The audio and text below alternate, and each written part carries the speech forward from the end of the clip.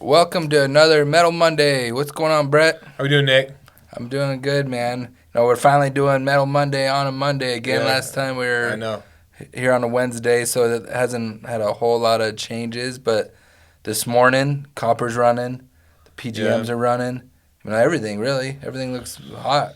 Yeah, and it also feels like maybe in September we're gonna get even a better ferrous market. I Mm-hmm. mean, it doesn't feel like there's any steam that's gonna be taken out of it, at least at this point. So, I mean, we're kind of feeling we're still shipping. That's kind of the nature of the business for us. I mean, we buy, we sell, but we have been anticipating a little bit better September market. And I think if we get a better September market, then there's gonna be some shit that will break loose and there's going to be some scrap moving here in September, so we're looking forward to that side of it. Absolutely. I think you see it go up even another 10.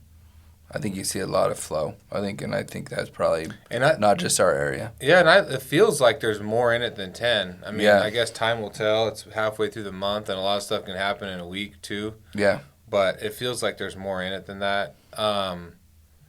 But we'll just kind of have to play it by ear. The non-ferrous looks pretty strong. The gold market, silver, platinum, palladium, rhodium, all your converter metals look pretty good this morning. It's been kind of a up and down ride, but the trend seems to be it's trending upwards for sure. Yeah, overall everything is much better. I mean, copper continues to hold, close to 3. Mm-hmm. We're close to there, and we see those swings. Like we talked about last week, we're seeing pretty big swings, but it's always settling in that 290 area. And the spreads have opened up a little bit back on copper. Your discounts are a little bit more than they were, say, maybe a month ago. But as long as the LME is climbing, and then I think you're gonna. Does that mean people aren't buying it as aggressive? Is that what you mean? The spreads Yeah, have opened up? Okay. Okay. It depends on what you're selling. Like especially on copper. As the market gets hot, then people open up the spreads. Depending on what the material is and what the consumption is for that material, where it's going. I think the Chinese were very aggressive, a month ago. I think they still are, but I think that spread started to open up a little bit.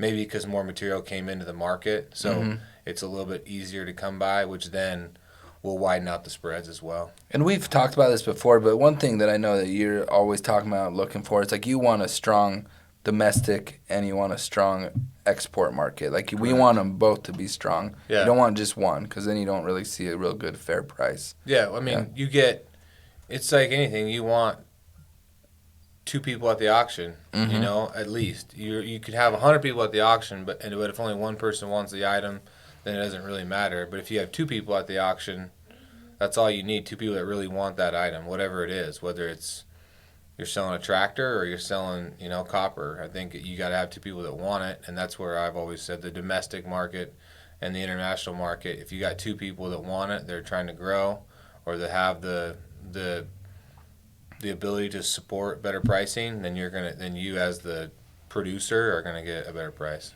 Yep, that makes perfect sense. Well, anything else, Brett? That's it, man. Just looking forward to another week. It's gonna be a beautiful hot day over here in Idaho, so let's get this party started. All right. Thanks, everybody. All right.